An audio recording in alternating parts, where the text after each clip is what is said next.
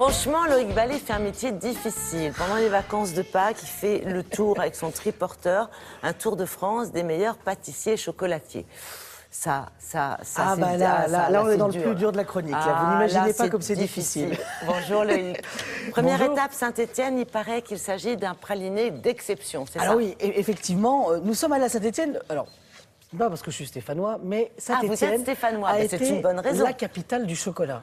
Dans les années 30, 60 chocolatiers, et les chocolats arrivaient par le port de Nantes, par les fèves arrivaient, on les mettait sur des bateaux à fond plat, et ils arrivaient jusqu'à la Loire et ensuite au centre de Saint-Étienne, où justement on avait une main-d'œuvre. On avait des ouvriers, on avait des mineurs, on avait de la sidérurgie, et puis les femmes, qu'est-ce qu'elles faisaient? Elles pouvaient plier le chocolat dans le papier d'alu. Ça change de la marmotte. Ça change de la marmotte. Et justement, il y a une industrie du chocolat qui s'est développée. Et là-bas, en 1882, il y a Eugène Weiss, un Alsacien qui vient s'installer à Saint-Étienne. Et il fait sa spécialité, le praliné. Alors le praliné, c'est quoi? C'est de la noisette, c'est de l'amande qu'on va torréfier avec du sucre et on va obtenir ce qu'on peut aussi connaître comme la pâte à tartiner, mais surtout le praliné. Allez-y, regardez. Allez-y, je vous fais Non, mais parce que quand un même. petit peu. Regardez, on dirait presque des produits de beauté. Vous avez vu ça?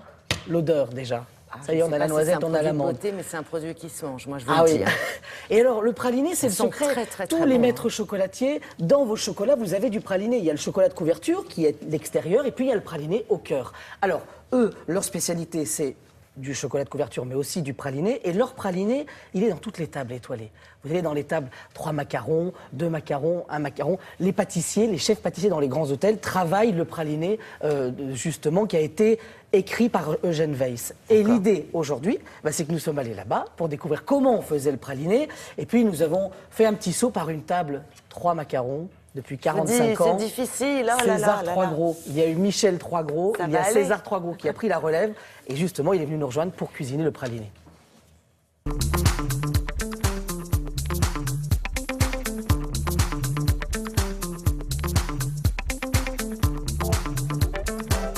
Aujourd'hui, le triporteur, dans sa quête du chocolat, fait halte à la capitale du chocolat, Saint-Étienne, où ici, depuis 1882, Eugène Weiss torréfie des fèves de cacao. Ah bah alors là, je vais vous dire, là, c'est une étape incontournable pour le cacao.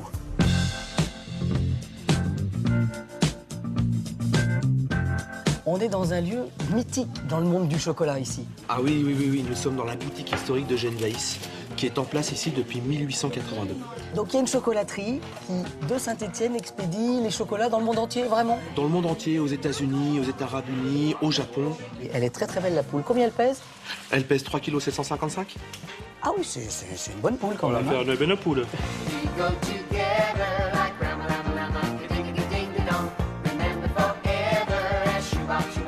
Et alors il y a un dress code pour le praliné, hein, c'est ça? Il y a un chapeau obligatoire. C'est obligé. Alors, chez Eugène Weiss, depuis des années, on travaille de la noisette du Piémont, IGP. Ça c'est la Rolls-Royce de la noisette quand C'est même. Hein. le top de la noisette. Et puis, on a également de l'amande qui vient d'Espagne, c'est la Marconas, qui est, je pense, la meilleure amande du monde. Et alors on va prendre ces fruits secs, on les met dans le tambour et juste avant on a fait monter le sucre en température, c'est ça? C'est ça. Tout ça va se mélanger, tout ça va commencer à prendre de la couleur tout doucement. Les arômes vont être capturés et on va en faire une pâte qui s'appelle la pâte de praliné. Alors là, on va rejoindre César Troisgros. Oui. Et il cuisine avec le praliné, il nous a dit. Mais c'est un praliné particulier, lui. Hein. Oui, et il prend un praliné 100% noisette. Ah, parce qu'en plus, on peut panacher, finalement. Oui, sinon c'est pas drôle.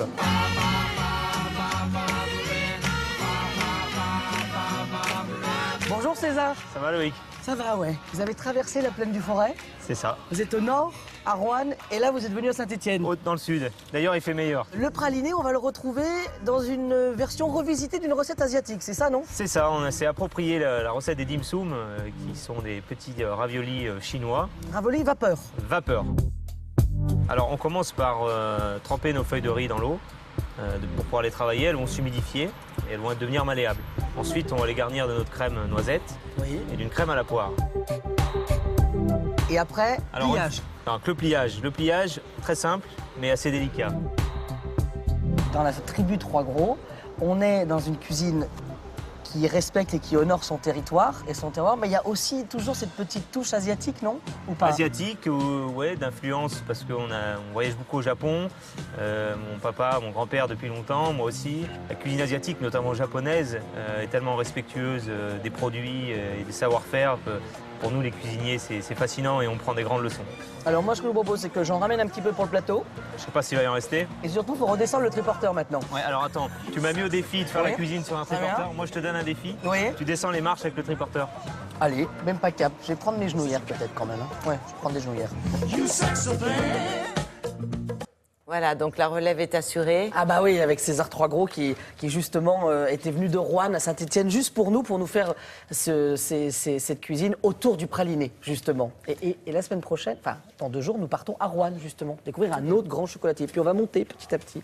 En attendant, je pense que tout le monde va se jeter Je vais faire sur ce circuler un type de petit peu, là. produit. Ouais. Alors, après avoir mangé le praliné, mais évidemment, il faut prendre soin de ses dents, il faut se laver les dents. Alors ça tombe bien, Julia a plein de conseils sur le sujet. Bonjour Julia. Bonjour, évidemment. J'ai un concept innovant au service vraiment de notre hygiène bucco-dentaire. Figurez-vous que nous achetons 2,5 brosses à dents par an. Ça devrait être 6, c'est-à-dire que ça devrait être une brosse à dents à peu près tous les 2 mois.